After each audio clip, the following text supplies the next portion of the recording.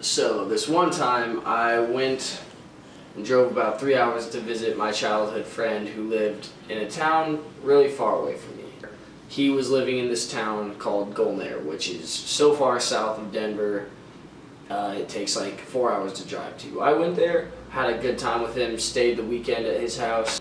It was fun. And then time passes, it's time to go.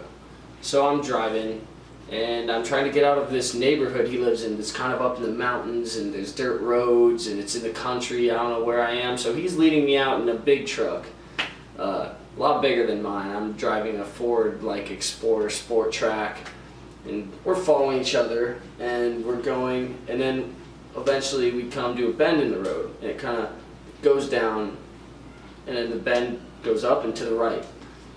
And I lost traction. The roads had just been graded, and there was loose gravel everywhere, and so I started to fishtail. He didn't, because he had a bigger truck, more weight.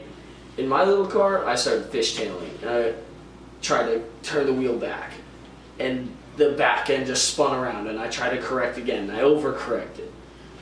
And it spun around 180 degrees and just kept sliding. Like, it wasn't slowing down at all, and I was just thinking, oh my God, like, this is no good. I'm out of control.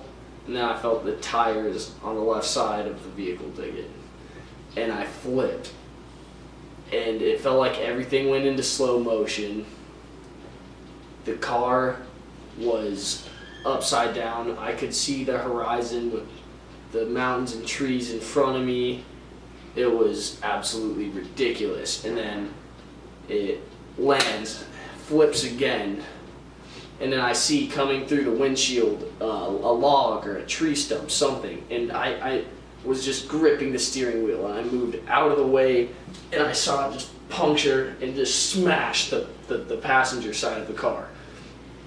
I don't know how I was able to react, but I guess adrenaline kicked in, and everything was going so slow, and the car flipped again and then stopped on the roof. Finally, it slows down, slides a little bit, stops. And I was just in shock. I just had to check, make sure arms, legs, everything is all right. I was sure that I was gonna have some limbs like cut off or something. Like, I was like, oh my goodness, my legs are there. Like, am I bleeding? No, I'm fine. And then I saw my friend Cody's boot outside the window, and he ended up getting me out.